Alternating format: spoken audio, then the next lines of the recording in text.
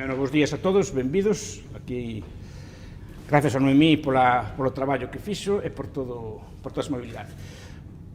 Voy a hablar un pouco de... A ver se me acuerdo hablar en castellano, ya non sei como se llama. A ver se me acuerdo. Digo que voy a hablar de las virtudes y el capitalismo. Voy a hablar así una locución así muy fina sobre la virtud y el capitalismo. A ver, estaba yo para el curso del Juan de Mariana, que me invitaron amablemente este año, estuve leyendo a Daniel Bell, que es un sociólogo americano, no sé si alguno lo conoce, tiene un libro que se llama Las contradicciones culturales del capitalismo, que es un libro así, que explica, un libro fantástico, a mi entender, que explica muy bien, primero, cuáles son las virtudes que llevan a que exista una sociedad capitalista y después, como esa sociedad capitalista, una vez avanzada, una vez que triunfó, está destruyendo las virtudes que llevaron a triunfar al capitalismo. Esa es la tesis de Bell, y es una tesis que a mí me parece muy interesante. Es decir, antiguamente los gallegos de antes hablaban del vicio, que la gente ahora tiene mucho vicio. Se volvió muy fina y ahora tiene mucho vicio, ya no quiere trabajar, ya no quiere hacer los trabajos duros, ya está siempre quejándose que todos son derechos, que todos son así, que no hay que explotar a la gente, un montón de cosas. Entonces, que se perdieron los hábitos que hacen a la gente triunfar. Y esa es la tesis de Bell. Entonces yo quise en esta conferencia explicar, que la primera conferencia sí que se da en el Instituto Xoán de Lugo como tal, instituto reformulado, quise explicar primero qué es lo que lleva a una sociedad a ser capitalista, cuáles son las virtudes previas que llevan al capitalismo y cuáles son las virtudes que explican que el capitalismo florezca más en unas sociedades que en otras sociedades. El capitalismo, la sociedad capitalista está compuesta de tres elementos, básicamente, ¿no? Es decir, que es por un lado, la existencia de capitales, dos elementos, mejor dicho, la existencia de capitales, o sea, de ahorros, de bienes que no son consumidos directamente, sino que se ahorran para ser consumidos en el futuro o para ser consumidos de otra forma. Son parte del consumo, por ejemplo, o millo da semente, o sea, el millo de la siembra. Es decir, se apartaba parte del maíz, no se consumía en el momento y servía para producir más maíz en el futuro. Ese es un ejemplo de capital primitivo. Pero después cualquier tipo de herramienta, cualquier tipo de máquina requería un proceso de producción temporal, necesitaba un ahorro, necesitaba de una serie de productos que alimentaran al productor de la pala, después del arado, después del tractor, después de lo que venga después. Necesitas un ahorro previo para financiar eso. Entonces, ese es el primer capital, pero necesitas un capital previo. Ese capital tiene que ser invertido de forma capitalista. Si no, tampoco vale de nada. Ese capital ahorrado, si lo gastamos, por ejemplo, en ir a la playa, se consume, pasamos muy bien unos días, pero después no produce más. Ese capital tiene que ser invertido, y para ser invertido requiere de un conjunto de instituciones, que son lo que llamamos el sistema capitalista. Requiere de un sistema bancario, por ejemplo, requiere de un sistema de seguros, requiere de una bolsa de valores. Mises, cuando hablaba del sistema capitalista, decía, ¿qué caracteriza un sistema capitalista de uno socialista? ¿Cuál es la diferencia esencial? Es que haya un mercado de valores, esto es, que se puedan comprar y vender empresas en el mercado. Ese conjunto de instituciones es muy sofisticado y es lo que desarrolla el capitalismo, porque el ahorro en sí no dice nada. Lo que necesita es ese ahorro ser correctamente invertido de tal forma que se oriente en cada momento a la mejor de las posibilidades productivas existentes. Y para eso necesitamos de tipos de interés que nos digan, el capital es abundante o es escaso. Un tipo de interés bajo nos dice, no hay capital, señor. Perdón, un tipo de interés bajo nos dice, el capital es abundante, es el momento de comprar un tractor, es el momento de comprar un pisón para el ayuntamiento, o una pala, ¿no? ¿Y por qué sabemos que es el momento? El tipo de interés es bajo, podemos financiar ese producto. Podemos comprar un camión, podemos comprar un robot, podemos comprar una nave industrial, podemos comprar un nuevo terreno. ¿Cómo lo sabemos? El tipo de interés es bajo, es el momento de comprarlo. A su vez, el tipo de interés alto, señores, no hay capital en estos momentos disponible. Por tanto, es el momento de no invertir y solo se invierte en aquellos sectores productivos, en aquellas actividades industriales que batan o sobrepasan ese tipo de interés. O sea, tiene que restringirse el crédito, el capital, el ahorro a las cosas que dan un beneficio mayor. Ese es el sistema capitalista, que es un sistema muy complejo. Y es un sistema histórico. Se construye en Europa, sobre todo en Italia, en el siglo XV, que se empieza ya a racionalizar ese tipo de sistemas con la contabilidad de doble entrada. Después empiezan a aparecer los sistemas bancarios más o menos modernos, después fueron prostituidos e intervenidos por los gobiernos. Se crea todo el sistema de los seguros, se crea todos los sistemas actuariales, se crean las cámaras de compensación, las cámaras de todo tipo de instituciones que permiten los mercados de divisas, después se fueron evolucionando, etcétera, y que construyen lo que llamamos el sistema capitalista. Pero el sistema capitalista necesita unos capitales previos para poder funcionar. Eso combinado, esto es, los ahorros con el sistema capitalista, es lo que deriva en la llamada sociedad de libre mercado, la que llevó a la revolución industrial, la que llevó a la riqueza y al progreso a cada vez mayor parte del mundo. Pero antes de que exista el sistema capitalista, que es lo que normalmente estudiamos en este tipo de cursos, es decir, todas las instituciones que componen esto, normalmente los austriacos estamos discutiendo sobre la banca, o sea, el 100%, si tiene que haber liquidez, que tiene que haber letras reales, cosas por esto, como tiene que estar organizado el sistema bancario, como tiene que estar organizado el sistema de los seguros, cómo debe regularse pues, la emisión de moneda, etcétera, todo este tipo de cosas. Y lo que debatimos en estos foros. Pero rara vez, por lo menos en los austriacos modernos, los antiguos sí, se centran en el sistema de valores que lleva a que existan capitales para poder invertir después. Y esto es lo que quería yo tocar hoy, y que es lo que explica Bell. Es decir, la sociedad capitalista se funda en una serie de sociedades que tenían una serie de valores, y no todas las sociedades lo tienen, y a día de hoy no todas las sociedades lo tienen. Además, los valores, igual que se tienen, se pierden. Y esta es la tesis de Bell. Las sociedades ricas, opulentas, generan una serie de hábitos de consumo, una serie de hábitos de conducta que pueden llevar potencialmente a la destrucción del sistema que los hizo ricos a ellos. Por tanto, el capitalismo no es una cuestión solo de bolsas, valores, mercados, divisas, cosas por el estilo, es una cuestión de valores, ideas, principios. Eso es lo que básicamente explica el sistema capitalista. Repito, sin el sistema tampoco funciona de nada. Pueden ustedes trabajar como burros, ahorrar como burros, pero si el sistema no les permite invertirlos bien, asignar bien esos ahorros, van a seguir siendo pobres.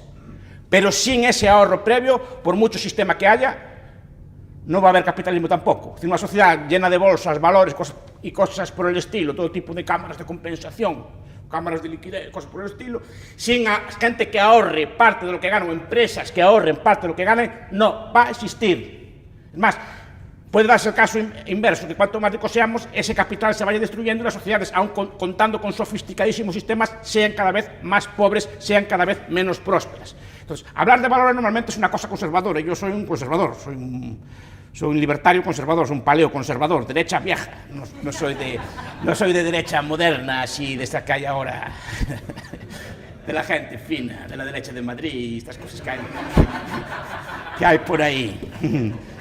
Capitalismo social y innovación y otras cosas así. No, yo soy más bien de valores viejos. Entonces, estudiando esto, pues empecé a descubrir una serie de clásicos, sobre todo victorianos. La sociedad victoriana es la que crea el capitalismo moderno, la que financia la revolución industrial. Entonces descubrí unos autores, estos valores están muy presentes, por ejemplo, en las novelas, en John Galsworthy, en la saga de Forsyth, está en Elizabeth Gaskell, en Norte y Sur y sus novelas. Pero está, por ejemplo, un viejo victoriano que nadie conoce, y eso que está traducido hace mucho tiempo, que se llama Samuel Smiles. Curiosamente, tiene una serie de libros que se llama Ahorro, Vida y Carácter, Vida de los Grandes Industriales, por ejemplo, ¿no?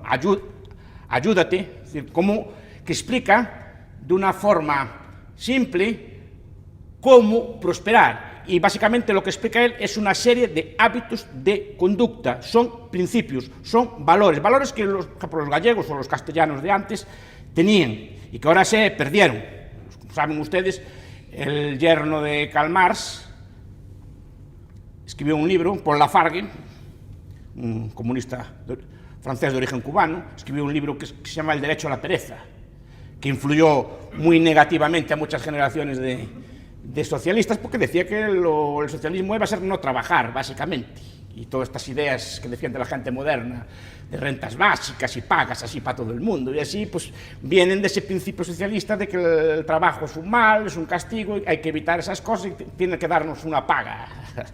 Zapatero, Pablo Iglesias, tiene que darnos una paga, mantenernos a todos. Y él decía que no era así. Paul Lafranc decía que había 7 razas malditas en la tierra, supongo que lo saben, ¿no? Había 7 razas malditas en la tierra que les gustaba trabajar. Decía, los pomeranios en Alemania, los escoceses, los auvernios, los chinos, no me acuerdo de otro, y los gallegos. Decía, y los gallegos son unas 7 razas malditas de la tierra que les gusta trabajar. Pero como Galicia está españolizándose. Y no solo se españoliza en el sentido cultural, que España tiene muchas cosas buenas. Los pueblos españoles tienen muchas cosas buenas. Se españoliza, creo que en las cosas, que creo que es un tópico también, pero las cosas tópicas de los españoles. No se españoliza en la realidad, sino que se españoliza en el tópico. Y el tópico es, no, viva la Virgen, vamos a tomar unos pescaditos, vamos a la fiesta de San Fermín, vamos allí a las fiestas todas. Me explico, que se pierden los valores viejos. Esto es un tópico, obviamente, no es real. Pero el tópico es el tópico, bueno, es el tópico de esto del español como vago, que tampoco es cierto, pero ese tópico es el que trasluce y es el que permea, y es el que nos influye. La idea de no trabajar, que ese tópico en España sé que no es cierto. Pero sí que hay esa imagen ritual, y esto es lo que se está copiando. Esa idea, no hay que trabajar, que el trabajo es una maldición de Dios, y no hay que ir al trabajo. Mañana, que mañana es sábado, no puedes, como me contaba a mí un señor que decía, no, es que fui a buscar unos empleados para ir para el almacén y nos preguntaban si tenían que trabajar el sábado. Y cuando les dije que tenían que trabajar el sábado, que no iban, porque si no podían ir de marcha el viernes. ¿No? Y este tipo de cosas, que yo no las creía, las vi varias veces ya. Las vi varias veces ya en gente joven. Así te digo, eso, ¿de qué deriva esa falta de actitud del trabajo cuando los gallegos de antes, yo recuerdo pues, a mis abuelos o los amigos de mis abuelos trabajando los domingos por la mañana y tal, así todo el día levantando, decían, las vacas comen todos los días, decían así, no había descanso y era todo el día trabajar, y consideraban una vagancia estar así ocioso, incluso los sábados por la tarde iban allí a acabar el campo, es decir, no había descanso, a lo mejor el domingo por la tarde descansaban un poco, pero es decir, ese tipo de vida que fue lo que llevó a Galicia, en general a España, en general a los pueblos de Europa adelante, se está perdiendo, y se pierde precisamente por un exceso de opulencia. Entonces, Smiles incide, y esto, repito, que este tipo de libros ya no se inciden, en valores, en principios que se están perdiendo. ¿Y cuáles son esos valores? El primer valor es el del ahorro. El ahorro es un valor principal. El ahorro requiere sacrificar consumo presente por consumo futuro. Esto es, no gastar todo lo que se ingresa, sino apartar una pequeña parte para el futuro. Si ustedes leen cualquier libro de finanzas personales, que es una literatura que creo yo que debería enseñarse, yo no creo mucho en la escuela pública, como ya verán, pero de enseñarse algo, ¿por qué no enseñan unas pequeñas finanzas personales a los jóvenes? ¿No? No finanzas de empresa, no finanzas corporativas, sino pequeñas finanzas personales. Llevar tus cuentas personales al día, de no gastar más de lo que ingresas, etc. Entonces, si leen cualquier tratadito, de los que hay abundantes, muy buenos, el de Kiyosaki, por ejemplo, de Padre Rico, Padre Pobre, que es un libro que a mí me gusta mucho, por ejemplo, o cualquier libro de este estilo, ven, o el hombre más rico de Babilonia, de Clashing, que es otro libro muy interesante, dicen que la clave de la riqueza, la clave de la prosperidad es, si ganas 100, aparta siempre 10 para el futuro y gasta 90, pero siempre acostúmbrate a vivir un 10% por debajo de lo que ganas, como mínimo. Si ustedes ven los hábitos de ahorro de la Tierra, ve que los países que más crecen del mundo son varios de los que más ahorran. El chino ahorra, de promedio, empezando en Hong Kong, en Macao, en Singapur, todos estos pueblos chinos que son prósperos, ahorra el 50% de lo que gana de promedio. Pues nada, ¿cómo crecen? ¿Cómo desarrollan? No desarrollan por algo, porque son pueblos muy duros en el trabajo, los chinos eran una de las 7 razas malditas también, y muy ahorradores, son muy frugales, se acostumbran siempre a vivir por debajo de lo que ganan. Entonces, digo, el primer hábito es el ahorro, pero esa capacidad de ahorro tampoco nace porque sí, necesita de una serie de factores. Primero, la propiedad privada. Nadie va a ahorrar por un objetivo común. Sobre todo porque entonces sí que habría una tendencia al freerider, como dicen así también los politólogos así más exquisitos, o los economistas más exquisitos. Porque si no, la gente, ahorrando para el común, no tiene ningún incentivo porque no puede controlar cuál va a ser el uso de ese trabajo. La propiedad privada, si leen los tratados clásicos de Pipes, por ejemplo, que es un libro fantástico, Propiedad y Libertad, que es un libro absolutamente fantástico, Propiedad y Libertad, que explica perfectamente por qué aparece la propiedad, cuál es la función de la propiedad y cuáles son las virtudes de la propiedad, o ni siquiera en el de Guy Sorman, por qué la propiedad. Por ejemplo, que es un libro que explica muy bien esa función de la propiedad. La propiedad básicamente evita conflictos y sobre todo hace a uno dependiente de sí mismo. Sabe que la propiedad, nadie te va a ayudar si te va mal. Si tu campo se deteriora y no está cuidado, tu maíz no crece, tus animales están flacos, es tu problema y tienes que cuidar tú de ellos. Te autorresponsabilizas, no le echas la culpa a un ente colectivo. Si la sociedad, la comunidad, el Estado, algo así de este estilo, no, que es el que cuida, no. O cuidas tú de tú mismo, nadie va a cuidar de ti. Y es una función principal porque lleva a que cada uno, nosotros saquemos lo mejor de nosotros mismos. Y entre esas virtudes está, si no ahorro y no preveo, el año que viene no tengo para comer. Si yo no guardo una parte de la cosecha para pasar el invierno, me voy a morir de hambre yo, mis animales y mi familia. Entonces yo tengo que aprender a ahorrar, a calcular y a prevenir. Y estos son algunos de los rasgos básicos del capitalismo, que están en esencia. Es decir, llegas en esa pequeña cosa de ahorrar parte de la cosecha, calcular cuánto te va a hacer falta para el año que viene, ver qué mermas vas a tener, qué amortizaciones puedes tener, etcétera, hacer un cálculo de futuro y hacer una previsión. Normalmente las previsiones se hacían a la baja, no podías prever siempre la mejor de los escenarios, sino el peor de los escenarios, y después si tenías un excedente sí que lo podías reinvertir. O sea, era un cálculo empresarial simple, pero que te llevaba a prever el futuro, a ahorrar y a cuidar de ti mismo, a cuidar de tus utensilios, a ahorrar para mejorar tu maquinaria, porque se ahorra en maquinaria, se ahorran mejores animales, en mejores ganados, en lo que fuera, revertía en ti y en tu familia. Y esa es la mejor forma de ahorrar, pero no puede haber un ahorro serio si no hay la institución de la propiedad privada.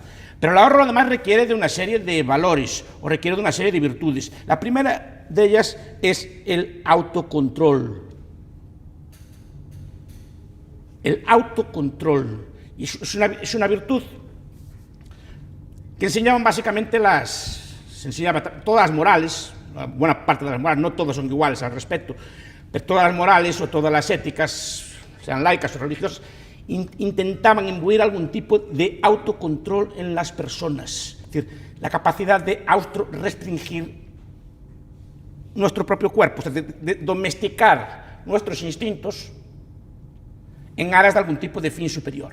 Freud dijo, no es que me guste mucho Freud, pero Freud lo dijo una vez, la civilización es represión, y represión de los instintos, básicamente el instinto sexual, el instinto de tánatos, el instinto de muerte y el instinto sexual. Y todas las civilizaciones, todas las culturas intentaron de alguna forma reprimir esos instintos, que ahora se desliberaron, entre otras cosas por culpa de la escuela de Frankfurt y la revolución de Marcuse o de Wilhelm Reich, todos los filósofos de esa escuela que decían, no, liberemos los instintos, vivamos la vida, carpe diem, disfrutemos, no, todo es una represión de la Iglesia, hay que liberarse. A ver, un libertario ahí no tiene nada que decir. Cada uno lleva su vida y no está bien ni está mal. Pero cuidado, las ideas tienen consecuencias. Las cosas que se hacen están muy bien, muy libre, que haya cada uno responsabilice de lo que hace, pero determinadas ideas tienen consecuencias y es bueno que se sepa también. Entonces, te digo, toda la civilización era una civilización de autocontrol. Todas las religiones siempre tienen unos mandamientos, unos códigos éticos que consisten básicamente en reprimir de alguna forma los instintos. Y nosotros estamos aquí básicamente porque nuestros padres o nuestros abuelos en general reprimieron sus instintos. Nuestros padres gastaran el dinero con queridas, lo gastarán por ahí en juegos, lo gastarán por ahí en alcohol o en cosas por el estilo, que a lo mejor les apetecía, ¿saben? Pues a lo mejor no habrían ustedes estudiado, no estarían ustedes igual de bien criados, no estarían igual de bien educados, no estarían igual de cosas, porque a lo mejor les apetecía, ¿saben? Pero alguien les enseñó, no, mira, quieto, no sé qué te apetece irte de farra y cerrar una barra americana. A lo mejor les apetecía. Pero decía, ¿qué era? Si hago eso, mis hijos no van a tener para comer. Si hago esto, no voy a tener casa propia. Si hago esto, no puedo comprar una máquina nueva, no puedo invertir en educación, no puedo invertir en otras cosas. Y es bastante más divertido pues, ir a una barra americana o ir, podría ser, para que le guste, pero la gente dice que es muy divertido. Gente que va a esos sitios. Si no, no iría. O en alcohol, o en fiestas, o en juegos, o en lo que fuera.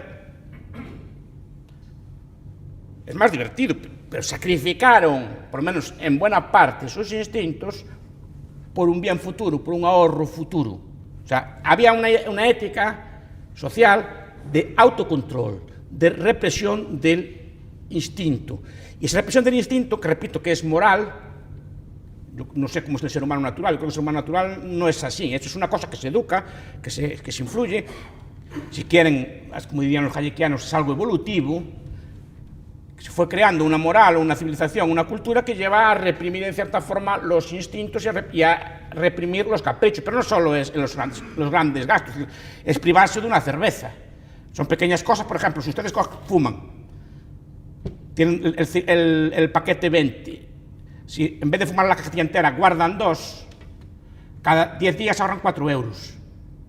Y al cabo del año ahorran 200 euros. Y en 2 años ahorran 2.000 euros. Y los ponen en 3 compuestos, les rinde mucho. Solo con ahorrar 2 cigarrillos. Pero requiere del sacrificio de fumar 2 cigarrillos menos. No dejar de fumar. Saber restringirse. Decir, no, ahora no lo voy a fumar, lo voy a guardar aquí en una caja. O no voy a tomar una cerveza. No voy a tomar la segunda cerveza. Y ese dinero a la hucha. Requería de un sacrificio. Si ese sacrificio es capaz de hacerlo de forma ordenada, organizada y no gastando todo lo que tienes, no comiendo todo lo que tienes, eso lleva a un autocontrol, a una dinámica. De ahí que, por ejemplo, las religiones, las educaciones antiguas eran muy severas. Antiguamente, muchos son jóvenes, ¿se acuerdan? Antes se educaban, los colegios así, religiosos, se educaban a ducharse en agua fría, aunque hubiera agua caliente. ¿Por qué? Es decir, para aguantar, domar el cuerpo. Es decir, si no hay agua caliente, puedes pasar sin ella. Eres capaz de sacrificarte si vienen mal dadas y no hay una crisis, hay una guerra, eres capaz de adaptarte. Por ejemplo, todas las cosas de pulcritud que educaban también en los ejércitos, que educaban en las instituciones así, digamos, que educaban de forma rígida. Eso de ir afeitado, eso de ir pulcramente vestido, eso de cosas, dicen, no, es una tontería. Sí, es una tontería, pero ¿qué te enseñaba aquello? A levantarte 5 minutos antes, por pura disciplina, afeitarte e ir pulcro. Te enseñaba a domesticar el instinto de quedarte en la cama, aunque fuera 5 minutos más, para levantarse, para ir pulcro, afeitado, con el pelo corto, bien vestido, con los zapatos lustrados, porque eso requiere de tiempo, son pequeños esfuerzos que te enseñaban a domesticarte a ti mismo. Y si eres capaz de domesticarte a ti mismo, controlar tus impulsos, reprimir tus instintos, o restringir, no tienes por qué domarlos de todo, pero sí restringirlos, eso lleva a una cultura de ahorro y es la base de una cultura de civilización. Pero es muy difícil establecer ese tipo de valores de sacrificio, dureza, etcétera, en sociedades como las nuestras que son hedonistas, porque triunfan valores de otro estilo, son valores ideológicos también, de hedonismo, vamos, el momento, jaja, vamos a privarnos, no sé cuánto, que vamos a vivir la vida, que se acaba pronto, y vamos y comamos, que mañana moriremos, y cosas por el estilo, esas cosas que se miran así, muchas cosas que se ven así en las películas, y carpe diem, así, 1000 veces maldito. Porque eso es lo que lleva a las sociedades a no ahorrar. Entonces requiere de un autocontrol, requiere de un sacrificio, requiere de una domesticación de uno mismo, y eso es muy difícil. Pero repito, todas las éticas, las cristianas, las budistas, incluso muchas éticas laicas, inciden en ese aspecto de autocontrol. Pero la sociedad moderna no es una sociedad de autocontrol porque se pierde cualquier tipo de razón trascendente o cualquier tipo de razón para controlar o domesticar el cuerpo. El discurso actual es el contrario, de liberarse, disfrutar de la vida y no reprimir los instintos. Cuando la base, repito, del ahorro, la base de la civilización es el autocontrol. Implica también cierta autonomía mental, es decir, la idea de cierta autonomía en el sentido de en el pensar de no saber de no llevarse por la masa, digamos, es decir, por no llevarse por las modas, por imitar al vecino. Si el vecino tiene un coche nuevo, hay que comprar un coche nuevo. Si la moda está en comprar tales zapatos o tales ropas, hay que comprarlos porque está de moda, etc. Esa cultura del gasto, de querer imitar, de querer vivir el momento, también en ese aspecto requiere cierta autonomía mental. Y es una virtud que hay que tener, porque si no, claro, nos dejamos llevar, no, todo el mundo tiene el Pokémon Go, como algunos libertarios que yo conozco. Tienen el Pokémon Go, pues hay que cambiar el móvil, porque mi móvil ya está capado, ya no vale para el Pokémon Go, hay que comprar un móvil nuevo de última generación, y después el bajar el Pokémon Go y no sé qué más cosas. ¿Por qué? Porque todo el mundo lo tiene, yo no voy a ser menos que todo el mundo. No. Ese tipo de cosas, una persona educada a la antigua, cuando te dice, mira, ahora no tengo dinero, o no es el momento, mi teléfono móvil está en uso, pues ya compraré el Pokémon Go cuando se me rompa este. De momento no me hace falta ninguna. O mi coche aún aguanta un año más, o mi casa, pues a lo mejor no es el momento de cambiarla, porque aún no tengo ingresos suficientes para cambiarla, porque los vecinos tienen una casa más grande, yo no tengo por qué tener. Eso requiere una autonomía mental, de no saberse llevar, porque si no nos incurrimos en gastos muchas veces innecesarios, no, son gastos que nos llevan a una cosa que es terrible, que apunta muy bien Smiles, que es el vivir a crédito. Y él apunta muy bien, el crédito solo debe usarse para bienes de capital, o utensilios que sirvan como bien de capital en la propia casa. Un automóvil si es necesario para el trabajo, una lavadora sí cumple un servicio, pero no para bienes de consumo inmediato que se consumen. No quiere decir que estén prohibidos ni nada así por el estilo, pero digo que es la cultura. Por ejemplo, si quieres un viaje, ahórralo antes. No pides un crédito para ir de viaje. No, esa inmediatez del consumo, esa inmediatez temporal, lleva, por ejemplo, a una cultura de querer gastar más de lo que tenemos y nos lleva a una serie de gastos que no son sostenibles. Entonces, esa idea de autonomía mental es muy importante. Es una de las virtudes que también fue transmitida culturalmente y que se está perdiendo. La idea de ir a la moda, de gastar y tener todo lo último y tener todo, y la idea de todo este estilo. Antiguamente, para favorecer este ahorro, cultura que se está perdiendo también, las sociedades victorianas, que crearon instituciones de ahorro popular, porque la idea es que el ahorro no todo el mundo puede. Ya en el siglo XIX, Smiles en su libro Ahorro explica, ¿no?, que la gente cuando le harán de ahorrar, decía que el pobre no puede ahorrar. Sí que puede ahorrar, decía él así, y ponía varios ejemplos. Mire, en Inglaterra había los llamados bancos de peniques, no bancos de gran cantidad, sino bancos de céntimos. Había como huchas o había allí, y el banquero te aceptaba 3 peniques o 3 céntimos, 5 céntimos, pero el obrero, su pequeña cantidad que ahorraba todos los días, la veía crecer, la veía aumentar, y era un orgullo todos los días ver su libreta, que es otro factor que también se perdió, ahora todo es electrónico, pero la libreta, ver aquella libreta escrita que iba aumentando pasito a paso la suma que tenías allí. Te enseñaba a posponer gastos pequeños.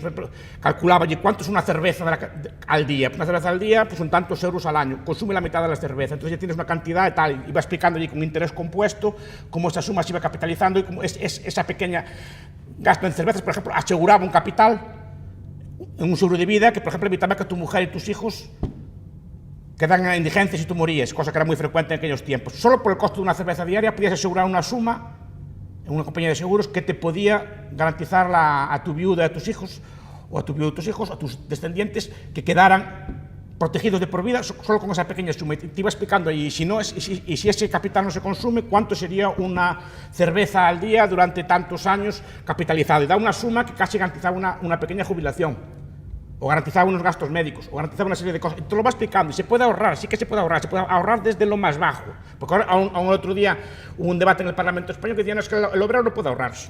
No puede ahorrar si lo gasta todo, claro.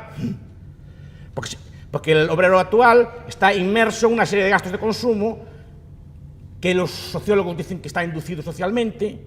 Yo creo que está inducido individualmente, porque esos valores hay que tenerlos dentro. Si no, es que si el vecino tiene una moto nueva, yo tengo que tener otra. Si el otro tiene un móvil de última generación, yo tengo que tener uno. ¿Y por qué tiene que tener un móvil de última generación? ¿Por qué tiene que tener una moto nueva? ¿Por qué no puede aguantar con el antiguo? ¿Quién le manda? Es como que no puede ahorrar. No puede ahorrar si te metes en unas dinámicas de gasto, sobre todo unos gastos a crédito, una serie de cosas así que son los que te comen. Ustedes compren un coche con ahorro y compren el mismo coche a crédito y ve casi le sale el doble. Si lo compran el coche al contado, aparte que pueden negociar las ofertas, pueden comprarlo cuando está más barato, pueden comprar cuando quieran, ese coche, el mismo coche, le sale a la mitad de precio que si lo compra usted a crédito. Ese tipo de cosas que forman parte de la cultura financiera tradicional se están perdiendo. Es una cultura totalmente perdida en ese aspecto. No. Entonces, lo que hacían los victorianos era crear pequeñas instituciones. De ahí nace, por ejemplo, en España las cajas de ahorro, que era también una institución de ahorro popular. No era para grandes ahorradores, ni para grandes empresas, ni para grandes ricos. Era para pequeños ahorradores que iban allí con sus pesetas, con sus cosas allí. La vieja institución de la hucha, que tanto me gusta. No la de las pensiones, que eso no existe. La hucha de verdad, aquellos cerdos así gordos que me gustaban a mí, que se metían las monedas dentro. Y que eran inviolables, además, que no se podían romper. Eso era una buena institución. Entonces, porque enseñaba al niño a ahorrar sus cosas allí, y yo de pequeño, me acuerdo yo que fui criado en esa cultura, iba con mi cerdo allí los sábados por la mañana a la caja de ahorros a meter mis pesetas, que eran pocas, pero todas las pesetas que ahorraba iba todo orgulloso con mi libreta. Tenía allí 24 pesetas más cada semana, una cosa así. ¿No? Eso es lo que creaba la cultura. Y un niño, yo era un niño, no era rico, ni mucho menos, era un niño. Tenía lo que me daban así, la chuchería, me dejaban comprar chucherías, comprar la mitad de las chucherías. Capitalizaba. Sin saberlo aún. Pero era una cultura tradicional que te iban educando en ese tipo de cosas. Eso se pierde. Se pierde también por falta de frugalidad. Ahora, los bancos modernos a duras penas aceptan este tipo de cosas. Yo creo que a los bancos modernos no les gustan este tipo de pesetas, que vayan ahí los niños con las pesetas a echarlas allí. Y eso es un error muy grande, porque ese niño se lo ha ahorrado del futuro, ese niño ahora soy yo. Y si a mí de pequeño no me enseñaron a guardar las pesetas y los céntimos, ahora no guardaría lo poco que gano, pero ya gano más que pesetas y céntimos. No me acostumbraría a guardarlo y a invertirlo en fondos de inversión o en lo que se tercie. Pero es una cultura que se pierde, que había antes, que fue lo que nos hizo ricos. Porque ustedes cuando nacieron ya nacieron en hospitales, ya tuvieron todo tipo de ambulancias que los llevaron, o médicos que los cuidaron, tuvieron ya electricidad desde que nacieron, tuvieron un montón de cosas que sí.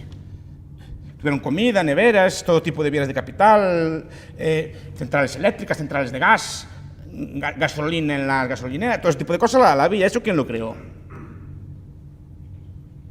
Zapatero. ¿Quién lo creó? La República. ¿Quién lo creó? Que la gente piensa que muchas cosas las creó la República, o todo lo creó la República. Creó, no, el ahorro acumulado de generaciones de gallegos, de españoles, o de lo que había antes, durante cientos de años, que fueron acumulando, y ese ahorro, si está bien invertido, se va acumulando. Es decir, nuestros padres o nuestros abuelos, cuando mueren, no queman las casas. Las disfrutan ustedes, ¿no? Ni le echan sal a los campos cuando están viejos, para dejarlos, o cortan los árboles, ¿no? Al revés, es decir, les gusta dejar un legado a las generaciones futuras, y sobre ese legado construyen ustedes. Otro factor es la frugalidad. Hay una cosa que nunca me canso de decir, pero que pocas veces se manifiesta. La gente, cuando le hablaba a Noemí, por ejemplo, cuando lo conocí, así que se enfadaba mucho conmigo, y muchos jóvenes que yo hablo con ellos por mi trabajo, me decían, identifican capitalismo con consumismo. Entonces, cuando piensan en capitalismo, ¿en qué piensan? Pues un señor con un yate, con una gorra así de capitán, ¿no? Piensan en un Maserati biturbo, piensan así en una discoteca Gabbana, una discoteca así fina, ¿no? Llena de gente allí muy elegante y así, o Gabbano, o Bantes, o nombres así de estos que son en latín, o así de estos, así, ¿no? Que son así, de discoteca fina. Pues piensan así en muchos lujos, en muchas cosas así de viajes a Bali, ¿no? El capitalismo no es eso, el capitalismo es todo lo contrario. Esos son los hijos de los capitalistas, el capitalista no es así. Los capitalistas que conozco yo comían el menú del obrero, con sus obreros. Esos son los capitalistas que conocía yo, y ahorraban y no gastaban, y siempre miraban la peseta y miraban todo. Por eso llegaban a ricos, porque ahorraban y ese ahorro lo invertían sabiamente. Los capitalistas, no los capitalistas políticos, los capitalistas de verdad, los empresarios que creaban empresas y que hacían empresas pequeñas o grandes. Pero la visión es la misma, o incluso una persona normal, un obrero normal, un sistema, una empresa, también actuaba empresarialmente cuando ahorraba y pensaba en su futuro, pensaba en sus cosas. No solo es un privilegio. O sea, la distinción entre empresario y no empresario es muy tenue. Todo el mundo, en cierta forma, actúa empresarialmente en muchos aspectos de su vida, aunque no sea, digamos, propietario de su empresa, sino que hay personas que a lo mejor no son propietarias, pero que sí que actúan empresarialmente, invirtiendo su dinero de la forma más sabia, bien pensando en el futuro, bien formándose a sí mismo, bien formando a sus hijos, o lo que sea, pero pensando siempre en un futuro, no tienes por qué ser necesariamente un empresario típico. Pero la idea es eso, de que el capitalismo es consumismo. Entonces piensan que el capitalismo es esto que se miran así en las revistas del corazón, o esta gente así con un yate muy grande, y están los anuncios de la tele o de la radio que lo quieres ya en el momento. Se miran así en anuncios de sorteos de lotería y cosas por el estilo que se escuchan así mucho, lo quieres ya, quieres un yate, quieres una cosa así. Yo no juego, si jugara yo toca la lotería, yo si no lo tocaba. El montón no se toca, se pone a rendir. Y lo que hace esto es darte una vida más cómoda al resto de tu vida, pero no compraría un bien que me arruine. De hecho, por ejemplo, ustedes miren, todos los que le toca la lotería, que es un estudio muy interesante que se debería hacer, las personas que le toca la lotería, un 70-80% de ellos a los 4 años están más pobres que antes, porque no solo están pobres como antes, están con deudas. Miren el caso de muchos futbolistas, el caso de muchos boxeadores o artistas de cine, así que cuando tienen una racha maldada le dicen de tal actriz que se miran las películas arruinada. Y si esa persona gana una porrada de dinero, ¿cómo está arruinada? O tal futbolista se lo mira allí en la indigencia. Como salió otro día un futbolista inglés que fuera y tal, se miraba allí en un asilo así todo pobre. No. ¿Y por qué? Porque no tienen dinero. Y eso se identifica con el capitalismo, pero no son capitalistas, no tienen la cultura del capitalismo. La cultura del capitalismo es ese dinero hay que ahorrarlo, no gastarlo en el momento, y ese dinero bien invertido te puede dar una vida muy cómoda en mucho tiempo, pero tienes que privarte a corto plazo de comprar un coche caro, salvo que lo puedas mantener, una casa cara, salvo que la puedas mantener, etc. Porque muchas de las inversiones que hacen son inversiones que no son inversiones, son inversiones que te comen el dinero.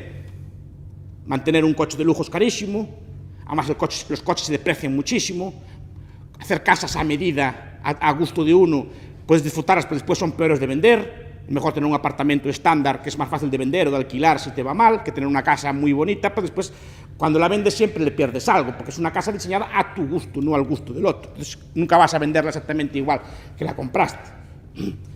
Entonces ese tipo de cosas son los que llevan, pero la gente identifica capitalismo con estos ricos, no con lo que lo llevó a ser ricos. Yo digo, no señor, el capitalismo no es consumismo, el capitalismo es el anticonsumismo. Es privarse siempre de parte de lo que ganas, no gastar todo lo que ganas, gastar solo una parte de lo que ganas y privarte de cosas que podrías tener ahora, pero sabes que te pueden ser dañinas o costosas en el futuro. Y esa es la idea que hay. La idea de frugalidad es una idea que hay que tener, la idea, bueno, pues esto de cierta modestia, cierto no aparentar, pues comprar las cosas al mejor precio, o no gastar por gastar, no gastar por compulsión, etc. Pues también requiere de hábitos, requiere de una costumbre, requiere de la idea de no comprar necesariamente de marca, puedes, la marca, que esté en contra de las marcas, haya cada uno, repito, no estoy haciendo una crítica moral, cada persona es libre de llevar la vida que quiera, y esto no es un juicio moral, pero llevar la vida que quieres implica también responsabilizarte de las decisiones que haces después. Si tú gastas el dinero en marcas, después no puedes quejarte de que estás pobre. Si compras el dinero en coches de lujo, no puedes quejarte que estás pobre después. Si te viene mal dada cualquier cosa, no puedes mantenerlo. Y tienes que malvenderlo y perder un montón de dinero, o malvender tu casa, o malvender tus cosas por no prever, por no saber sacrificarte en el momento. Por eso me gustaba muy tanto Johan Cruyff. Decía, no, el coche hay que tener un Ford Fiesta. Decir así. Viejo, eso es así. Para durar toda la fortuna del fútbol. Y a él le duró la fortuna del futbolista casi o eso dicen por lo menos, toda la vida. Y él le duró, fue capaz de más o menos, y hay algunos futbolistas que no así, precisamente porque tienen un Ford Fiesta, en cambio sus compañeros pues compran el coche de última gama y después al cabo de unos años están arruinados. Eso requiere frugalidad, que es otro valor que se pierde. No andar así de señoritos a la moda, así a cosas finas, a comer mi cuy de pato. Como hablábamos antes, así, ¿no? Pues un pulpo, una empanada y llega la tortilla para picar. Que no quiero decir que a veces un micuí de pato que no sea bien, una boda, una cosa así, porque todos los días así, cada vez es una cosa que te puede llevar a la ruina. Por último, la gestión del tiempo. La gestión del tiempo también es muy importante. El tiempo tiene un valor mucho mayor cuando se es joven que cuando se es viejo. Y la gente piensa al revés. Todo lo que inviertan ahora de jóvenes es como invertirlo a interés compuesto. Les va a rendir toda la vida. Todo lo que aprendan ahora de jóvenes, por ejemplo, mucha gente vive toda la vida de lo que aprendió de joven. De las carreras que hizo de joven, de los estudios acertó al escogerlos cuando fue de joven, o de los trabajos que hizo de joven, o incluso de los ahorros que hizo de joven. Todas esas cosas que hace de jóvenes rinden a interés compuesto. Y rinden más porque la capacidad de capitalización, la capacidad de aprovechamiento es mucho mayor que en otro tipo de etapas de la vida. Digamos que las etapas más senectas de la vida es cuando tienes que disfrutar de lo que hiciste de joven. Pero la idea del tiempo, la idea de ser puntual, que es otro hábito de seriedad. Las sociedades entre sí difieren. Yo hice una cosa, un artículo también hablando de esto, es decir, las sociedades entre sí, lo cual tampoco es bueno ni mal, difieren entre sí. No todas tienen la misma ética del tiempo, no todas tienen la misma ética del trabajo, ni todas tienen exactamente la misma ética de la calidad. Hay sociedades que, digamos, eso le llaman también la gente ahora, si los estudiosos le llaman capital social. Es decir, hay culturas que son como más trabajadoras, que son serias, que si dicen a las 9, y ustedes si viajan por el mundo se dan cuenta, si dicen a las 9 menos 5 está allí la persona. Ni antes ni después, pero a las 9 menos 5 está allí, y a las 9, y te esperan 5 minutos, pero 5 minutos estás, te vas. Otras dicen, bueno, ya maestro, ya llegaremos y tal. Me pasó a mí varias veces, ya llegaré. Me llegaron 1 hora y media tarde, 100 horas y tal, o horita y tal. Cada país tiene su cultura del tiempo y de la puntualidad, y es de la seriedad. Eso también requiere un hábito de... Porque el tiempo es oro, decía Benjamin Franklin, y es cierto, el tiempo es el capital más escaso, el tiempo es, económicamente es de los factores que explican la acción humana, es uno de los factores principales. De hecho, el principal problema que tiene el ser humano de cálculo es el cálculo del tiempo, es la escasez primigenia, es el bien más escaso que existe y es un bien que difícilmente puede ser prorrogado, el tiempo. Entonces, es el que hay que usar con más seriedad, no hacérselo gastar a los demás, y requiere también de unos hábitos de dominio de sí mismo, porque la puntualidad que implica cálculo también. ¿Cuánto me va a llegar hasta allí? Yo no puedo llegar tarde, porque está otro señor esperando por mí. Entonces, tengo que llegar a Madrid a las 7, que tengo una cita allí con el señor Nogales, ¿no? Por ejemplo. ¿Cuánto me lleva a llegar a Madrid? Pues me lleva 1 hora en avión, tal, yo calculo. Entonces, ¿qué avión tengo que coger? Nunca, si quedo a las 7 no me cogerá el avión de las 6, tengo que coger el avión de las 3 o el que haya antes para yo llegar con tiempo, calcular qué medio de transporte voy a usar. Si calculo con tiempo, puedo usar un medio de transporte más barato, puedo ir en metro en vez de en taxi, requiere una serie de cálculos para llegar allí, una previsión y un autodominio. Implica levantarse de la cama, por ejemplo, 1 hora correcta para estar en punto a los sitios, y requiere un control del tiempo. Eso, la puntualidad es tan importante. Y de ahí derivan todos los hábitos de trabajo, por ejemplo, los hábitos de absentismo. Hay sitios que la gente es más trabajadora que otros. La gente va a sitios que está allí. Decían cuenta la leyenda que los alemanes, el día siguiente de perder la guerra, en 1945, estaban todos en las puertas de las fábricas. Aunque estaban destruidas, estaban allí, porque había que estar allí. A las 9 de la mañana estaban todos allí. Perdieron la guerra, no estaban allí en la fábrica. Para ver qué había que hacer. Aunque no hubiera nada que hacer, estaban allí. Eso es un hábito que se adquiere culturalmente, sí, por cada individuo, pero requiere una disciplina, una calidad, o sea, que el trabajo esté bien hecho, no solo esté hecho, sino que esté bien hecho, que la pieza esté bien acabada, que el cosido esté bien rematado. Este tipo de cosas son culturales y derivan también de esta gestión del tiempo, esta gestión de la frugalidad. Este tipo de gestiones son las que dan las sociedades unas más ricas que otras. Por eso el trabajo, aparte de la capitalización que tenga cada uno, también depende de la calidad. Es decir, no es lo mismo un producto de un país que de otro. Hay países en la Tierra que tienen mejor fama de producir que otros, y eso se paga. Es decir, aparte del trabajo, el estar hecho por esos trabajadores se paga, y la gente valora productos de calidad de tal país y valora menos productos de otro país. Y eso, la remuneración de un trabajador no es solo lo que produce, sino es el valor de lo que produce.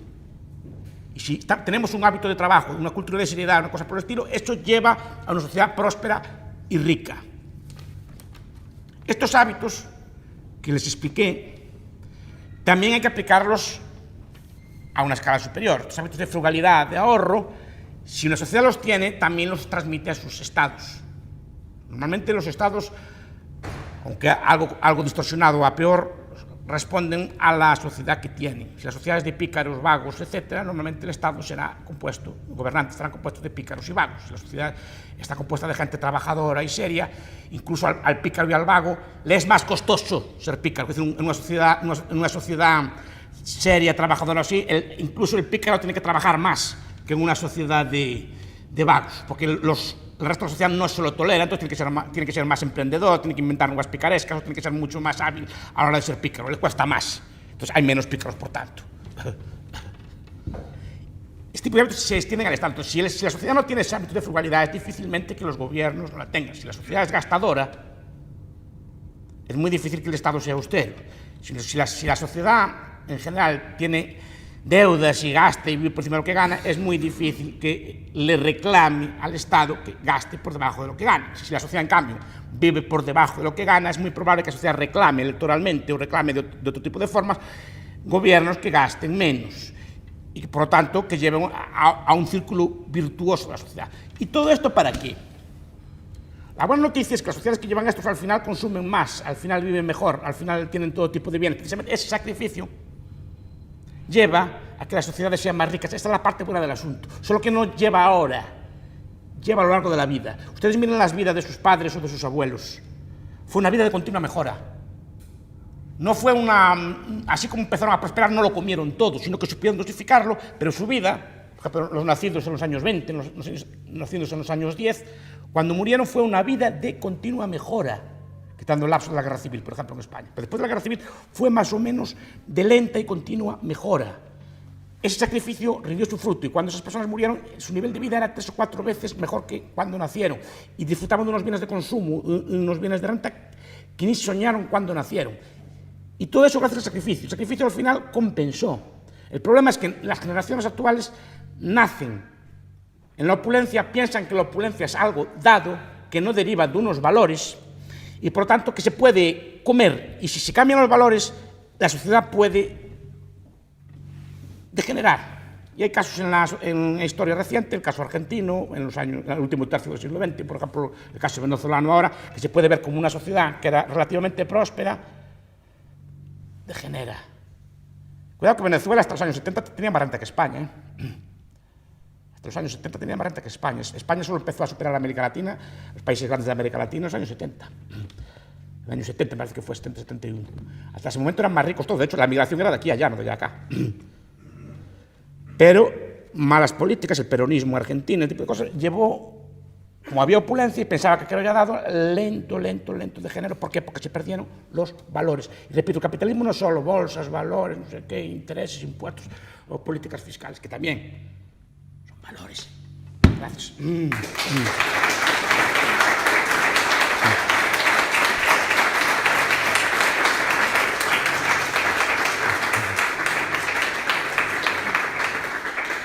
Pues estaría muy agradecido si me hacen preguntas o si quieren discutir conmigo.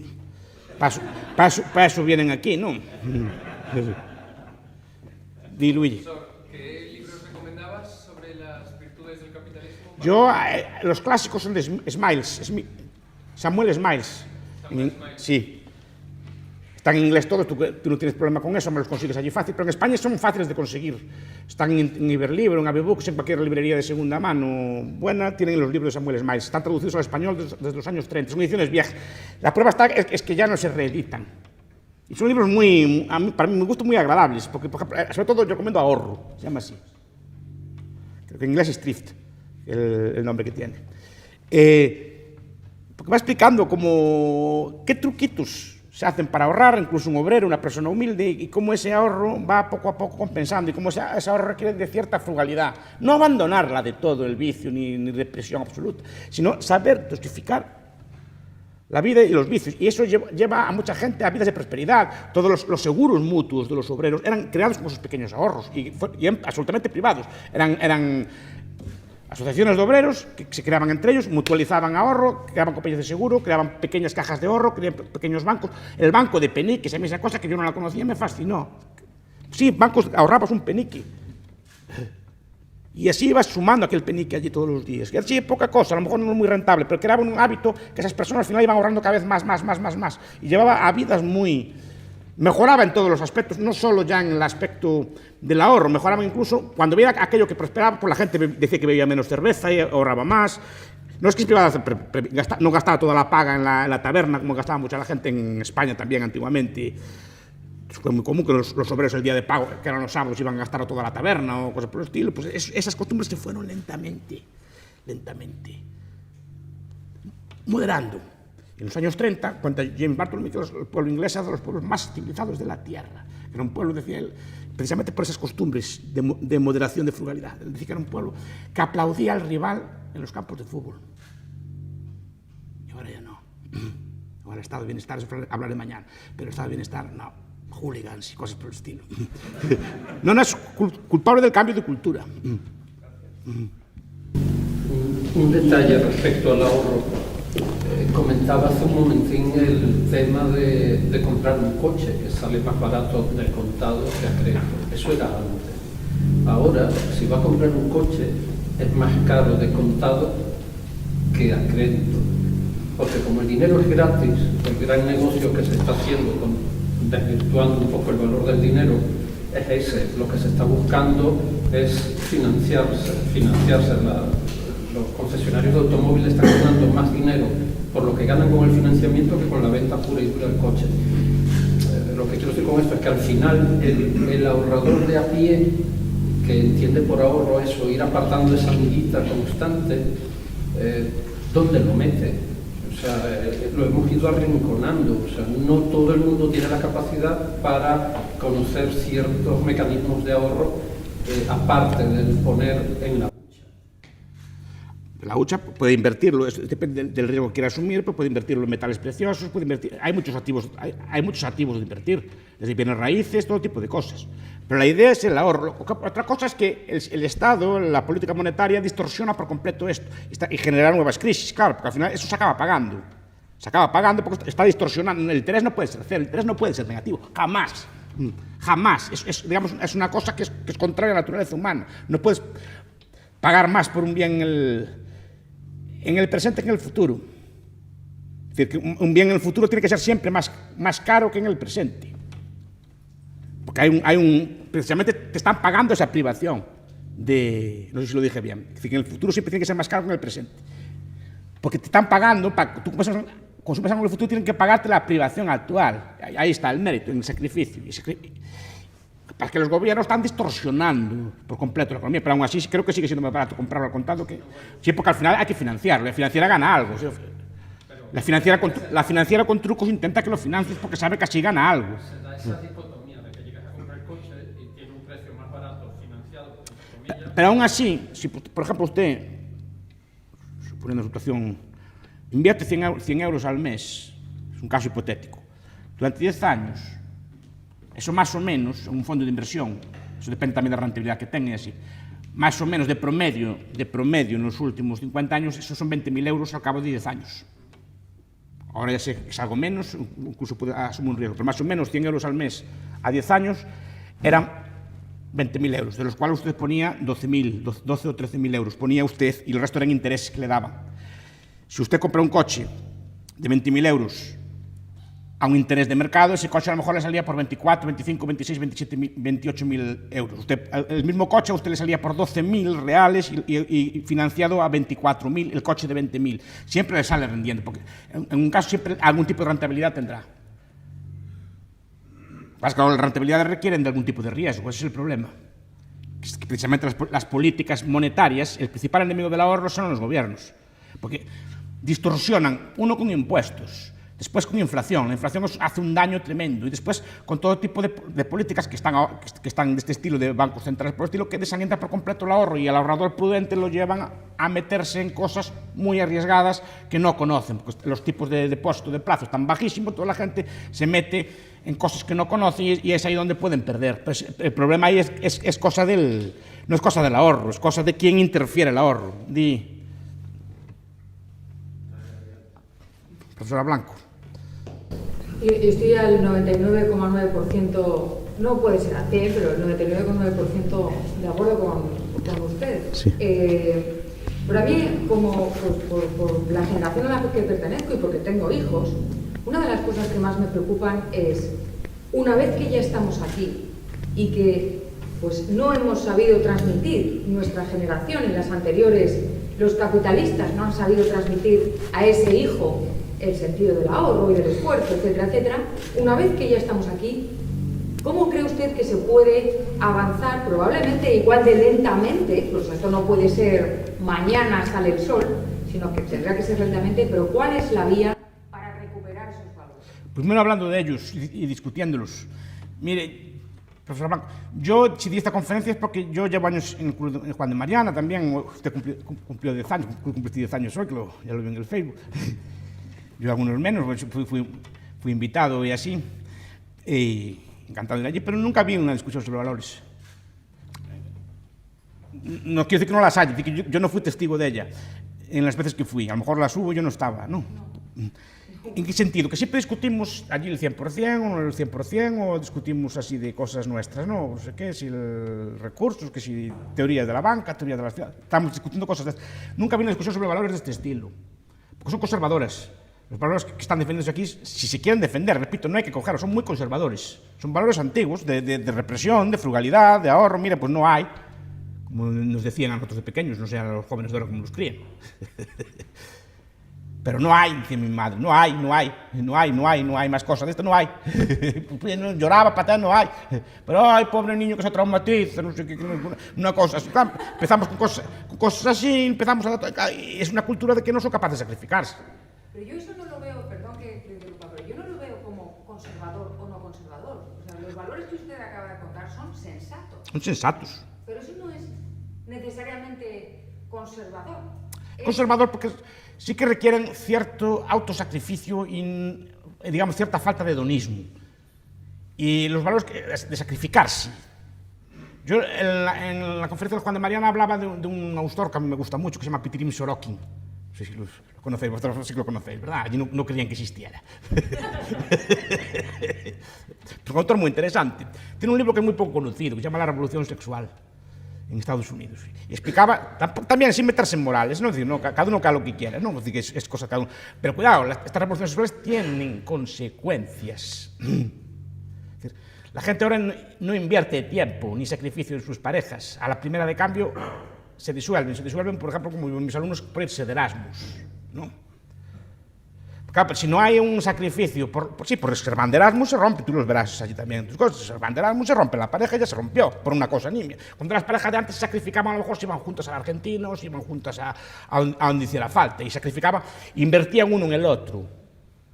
Y eso, claro, permitía una visión a largo plazo, de construir una casa, una cosa así que permitía pensar en el futuro. Ahora no, la gente vive a corto plazo, son parejas a corto plazo, lo cual también puede estar bien, no estoy criticándolo, pero tiene consecuencias, que decir que nadie va a invertir en usted tampoco, cuidado. Como usted enferma, como envejezca o como le vaya mal, ¿por qué voy a quedarme yo aquí? No sé si me explico. ¿Qué? Habiendo otras por ahí fuera. Es decir, lleva a esto, es decir, ¿qué? No hay esa cultura. Es una cultura de sacrificio, porque esa cultura de sacrificio lleva también a no ahorrar, a no invertir en las personas, sino a querer gastarlo ya, el capital ya, todo inmediato, todo así, Tinders, Grinders y todo tipo de páginas de internet que todo lo dan fácil y todo lo dan así. Entonces, claro, lleva a que no haya ningún tipo, que no estoy criticando, ya cada uno con su vida, pero tiene consecuencias, y tiene consecuencias de este estilo. Tampoco es malo ni bueno que usted se compre la ropa última moda o que compre coches, está bien, pero después eso tiene consecuencias. Como le venga maldada, como le venga una crisis así, la gente, uno de los problemas que creo que tuvo España en esta crisis, a diferencia de otros países, que España la gente no fue, o sobre todo mucha gente no fue capaz de asumir que había que sacrificarse. Muchos países de Europa, sobre todo los de Europa del Este, que a lo mejor vienen curtidos de más hambre o de más sufrimiento cuando no había carbón en el invierno, inviernos de verdad, no, sin comparación con los nuestros y cosas por el estilo, no. Inviernos de verdad, de muchos meses, con mucho frío y así, no había carbón, ponían mantas o hacían lo que podían, pero no se quejaban. Aquí yo vi huelgas, lo vi en la televisión, huelgas en Valencia porque cortaban la calefacción a las 12 de la mañana. Huelgas de estudiantes porque era un sacrificio. Entonces, ¿cómo estudiamos nosotros? Que no teníamos a lo mejor ni calefacción ni nada en la escuela. O eran solo unas horas contadas. ¿Cómo estudiamos? ¿Cómo sobrevivimos? Pero repito, porque a nosotros nos educaban, a lo mejor eran muy duros, así, de vez en cuando a ducharnos con agua fría. Sabíamos lo que era sufrir. Pero ahora no, ahora todo tiene que ser así, a temperatura ambiente. Tampoco demasiado calor, más que la gente... Que no estoy criticando, los jóvenes de ahora no creo que lo hagan por mal, pero simplemente están educados en esa falta de valores. Tampoco es bueno ni mal. ¿Y cómo avanzamos? Explicándolo y contándolo. Esta cosa que acabo de decir ahora, por ejemplo, de este tipo de cosas, de hablar del vicio, del vicio, es una forma de hablar mía, ¿no? Que decían los gallegos de antes, que la gente antes tenía mucho vicio. Explicando que las sociedades prosperan y se desarrollan porque son capaces de sacrificarse. Esos valores son conservadores porque antes los transmitían las religiones o las éticas. Y ahora no tiene usted un sustituto equivalente para darlo. Es decir, ¿en nombre de qué te sacrificas? No solo eso. ¿para qué te sacrificas? Claro. Porque vivimos en la época de los derechos. Sí. Pero como yo tengo derecho a, ¿por qué yo tengo que ahorrar? Si yo tengo derecho a que me mantengan, yo tengo derecho a que me den, yo tengo derecho a seguridad social. O sea, papá Estado está ahí. Entonces, quitarle esa mentalidad a la gente no es fácil, porque es decirle, no, tío, tienes tú que ver por ti mismo. Al fin y al cabo, lo que hemos logrado es que los abuelos son una carga, los hijos son una carga, y eso lo que queremos es la comodidad. Antes no había derechos, o sea, antes mirabas las vacas, no había de comer. Ahí está. O sea, antes o ahorrabas tú o no iba a haber un plan de pensiones que te lo diesen. Pero un poquito la mentalidad que tenemos hoy en día es que no importa lo que haga, no importa cómo me vaya, yo tengo derecho a un trabajo porque yo estudié, me especialicé en el mosquito tiberiano y a mí me tienen que dar trabajo. Ah. Y creo que lo que hay que cambiar es esa cultura. Y después otra cosa, yo creo que cómo enseñarle a los chavales, pues un poco como me enseñó mi hijo a mí. Bendito Kiyosaki, a quien la verdad escuché hablar tanto de él que le agarré tirria, tiene un juego muy simpático que es la rueda de la rata, creo que se llama. Y realmente ese juego te enseña a hacer un balance personal de verdad y lo que significa ahorrar y lo que significa obtener independencia financiera. Hay otro juego por ahí, de hecho yo lo reseñé en un blog hace siglos, que es un juego de un parque de atracciones. Entonces los niños tienen que gerenciar ese juego y ellos deciden si, una de las anécdotas que contaba esta señora que descubrió el juego es que ellos, por ejemplo, si sale la tarjeta de que llueve en el parque de atracciones, el chaval le dice, no, pon un puesto de venta de paraguas, porque la gente no trae paraguas y ahí ganas dinero. Ese tipo de cosas es la que habría que potenciar, creo yo. Sí, claro. Totalmente de acuerdo. De eso voy a hablar mañana en el tal bienestar y así. Pero sí, perfecto. Precisamente sobre eso, lo de... Eso no es una... El estado de bienestar invierte, le dice a la gente que invierte, yo voy a ocuparme de tus pensiones, de la salud, de la educación. Y de la vivienda. Que son los elementos esenciales, o los más importantes, para prever el futuro. Sí. Entonces lo que te dejan es, tú de lo que te puedes ocupar, de lo que te puedes encargar, de lo que puedes ser más libre, ¿de qué es? Del consumo. Sí. Es decir, lo natural es, según está el bienestar, que tú tiendas a tener un punto de vista hedonista, porque lo único lo que tienes decisión completa es lo que puedes consumir. Eso no es una intención buscada y directa. Yo creo que es una intención buscada y directa del Estado, no una consecuencia indeseada, porque si tienes una población infantilizada y una población dependiente, tienes una población fácil de controlar. Sí. Y por eso creo que los valores, no me quiero meter en esto, pero los valores que enseñan la educación no son precisamente favorables a lo que estoy diciendo yo.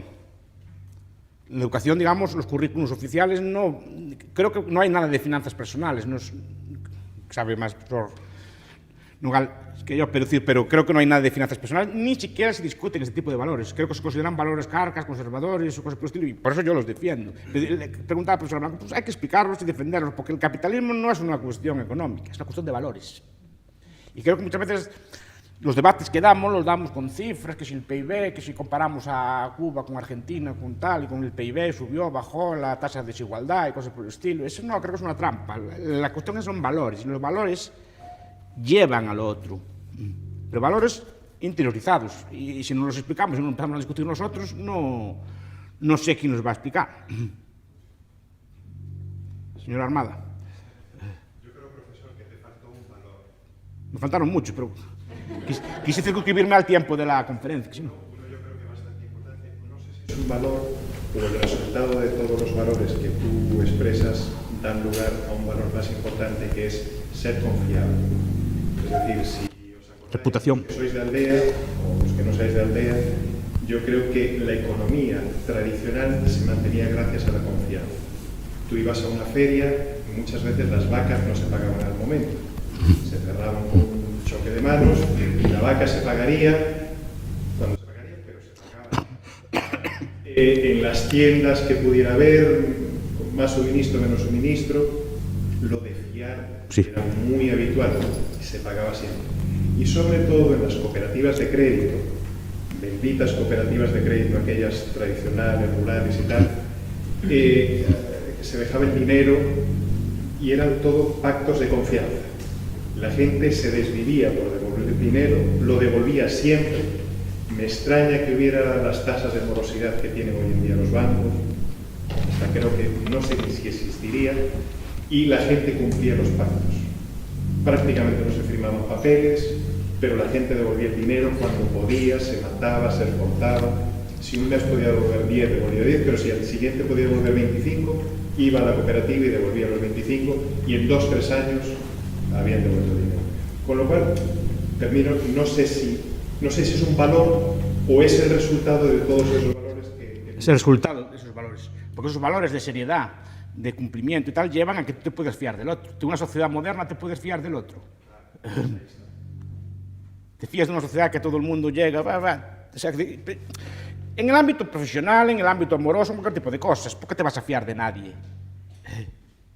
Porque no hay unas garantías previas, no hay unas garantías, digamos, sociales o morales previas que te permitan fiarte de nadie. Entonces tienes a tomar garantías y a no fiarte de nadie, y ese no fiarte de nadie lleva a que nadie se fíe de ti tampoco. Y al final es una cosa muy, muy disolvente. Sí que es verdad que tampoco creo que eso estuviera basado en valores religiosos o éticos. Yo creo, o sea, Hayek, tal como define la religión, dice la religión no es que cree en la moral, la religión transmite la moral, y la transmite de forma barata. Esa es la idea de él. O sea, los principios morales que están aquí explicados, las religiones lo transmitían de forma simple, con unos mandamientos, con unos códigos, una cosa así, que eran catecismos y cosas por el estilo, que otros decían así, y digamos que tenían un origen trascendente, entonces no se discutían. Entonces tú lo aprendías, que había que ser bueno, no había que robar, no había que fraudar, y ibas aprendiendo aquellas costumbres que eran morales. Hoy día faltan ese tipo de referentes trascendentes, o el eco que tienen se va perdiendo con el tiempo, porque no tienes unos valores sustitutos.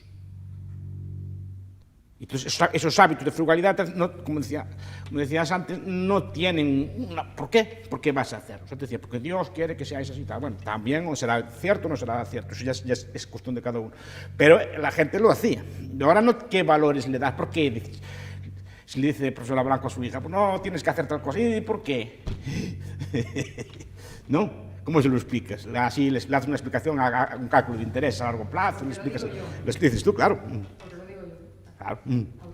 Claro, pero tiene que ser, si ve una autoridad personal, es bueno que haya un tipo de código moral o algo así, sea o no sea, funcionaba en ese aspecto. Esa es la función que tenía históricamente la religión, de transmitir esos valores de forma barata y fácil, y fácilmente comprensible, y de forma común a una comunidad bastante grande. Muchas gracias, profesor Bastos, por su conferencia muy instructiva. La persona que a mí más me enseñó de economía no fue ningún profesor de la facultad ni lo que he leído en libros, sino fue mi abuela, en paz descanse. Sí, los míos también. Mi abuela solía decir, bueno, lo decía en gallego. Sí, di en galego, aquí no entendemos. Mi abuela decía que no se puede estirar la pata máis do que da manta, ¿no? Sí. Y luego decía también una cosa muy curiosa, que no hay poco que no llegue ni mucho que no se acabe. Ahí está. Y También la mía, sí. Gallegas de antes, no esta gente moderna que hay ahora. tenían perfectamente claro el concepto de ahorro, y también mi madre, mis padres, y también lo tengo yo. Sin embargo, hay una cosa que yo no veía bien en eso, que es el exceso de conservadurismo. Decía la profesora Blanco, no es conservadurismo, es sentido común, pero sí tiene una parte, que es la siguiente, ¿no? Yo muchas veces me vino ahora mismo a la cabeza, por ejemplo, el primer colchón de látex que yo compré con mi mujer. Sí. Que mi novio y mi mujer, ¿no? Ya hace bastante tiempo, y que costaba, pues, no sé si 1.300 euros, una cosa así, ¿no? Y yo tenía el dinero, nosotros teníamos el dinero, y nosotros le dijimos a la señora de la tienda, ¿tiene facilidades de financiación? Y me dijeron, sí, a un año un 0% de interés. Entonces yo pienso, bueno, ¿para qué voy a dar mis 1.300 euros ahora si lo puedo financiar? ¿Para qué voy a dar yo mi liquidez? Entonces ese concepto, mi abuela, mi madre no lo entendía. Entonces yo le decía a ella, tú si pudieras ahora mismo elegir, mira, 0% y tienes siempre asumiendo que tienes el dinero, hermano, ¿tú qué prefieres? ¿Dar tu dinero o que te lo... No, yo prefiero pagar porque descanso. Entonces, claro, ese concepto de decir, oye, que es que tu dinero vale más dinero que el dinero que tienes en sí, que es la liquidez, que tú la tienes y la estás regalando. Entonces, créete que eso también es muy importante que lo tengamos en cuenta, sobre todo ya no a la gente mayor, que bueno, pues que es muy complicado cambiar esa mentalidad. Claro, tenemos el problema contrario, ¿no? Tenemos el problema de que tenemos exceso, no exceso de liquidez, sino exceso de vivir a crédito. Pero creo que también es, yo siempre hago la analogía de ese conductor, digo, siempre hay dos clases de malos conductores, el que llega a un ceda al paso y está el ultraconservador que para, mira a un lado, mira a otro, aunque no venga nadie, para y como si fuera un stop, y el iba a decir ultraliberal, no, el sentido común que le da igual el ceda al paso y que venga quien sea. Usted se da cuenta que eso que le ofrecían a usted por su colchón económicamente es insostenible. Es decir, que solo puede darse por una manipulación brutal de la moneda y del crédito por el Banco Central. Eso en una sociedad real no puede darse, tiene que costarle siempre más el colchón. Lo que pasa es que el gobierno manipula la moneda, pues claro, se quejan de que hay crisis, se quejan de que se deprime el mercado de la vivienda, de que caen las bolsas. No, es que al manipular el crédito, claro, usted actúa racionalmente. Pero una cosa que dice Smains es que era un tiempo que aún no había esta manipulación brutal del dinero y obviamente financiar un colchón o cualquier cosa costaba siempre poco, lo que costara, pero costaba siempre financiarlo algo. Acostumbrarse siempre como su abuela a pagar al contado. Y es una cosa, las cosas, bueno, digamos, que se pueden comprar al contado, sobre todo los bienes de consumo.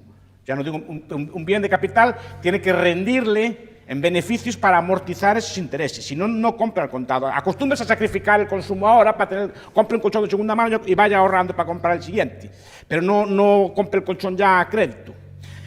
Eso se pasa ahora y por eso está distorsionando todo y estas políticas monetarias, este tipo de cosas distorsionan por completo el ahorro, porque efectivamente, ¿para qué va a ahorrar usted a día de hoy?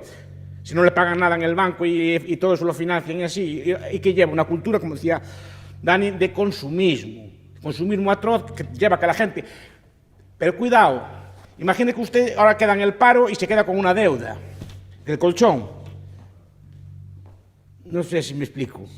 Ahí ya tiene un problema a futuro. Pero si yo ya tenía ese... Pero a lo mejor ya lo que haría usted normalmente, pues a lo mejor gastarlo en otra cosa o invertirlo y claro, pues por eso, que lleva a malas cabezas. Eso es el problema, es eso, que se endeuda usted por cosas de consumo, como pasa a mucha gente, créditos baratos, cosas por el estilo, compraron casas a lo mejor el 30 o 40% más caras de lo que podrían pagar, pensando que aquello iba a durar siempre, queda uno de los dos de la pareja en el paro y plum, se derrumba, porque además la gente tiene la costumbre de endeudarse hasta el tope del tope, hasta cero. Me explico, si puedo pagar 1.000 euros al mes, me endeudo por 1.000 euros al mes. Y no tengo en cuenta que puede pasar una desgracia en la casa, que puede tener una enfermedad, que puede quedar mi mujer en el paro, puede quedar yo en el paro, entonces ¿qué pasa? Plum, tiene que comprar el piso de acuerdo con la mitad o lo que sea de lo que puede pagar, no con todo lo que puede pagar. Pero eso no es causa del ahorro. Lo que pasa es que las políticas monetarias distorsionan por completo el ahorro. Hacen un daño terrible. Y eso es uno de los problemas que podemos hablar mañana. ¿Está? Pues muchas gracias.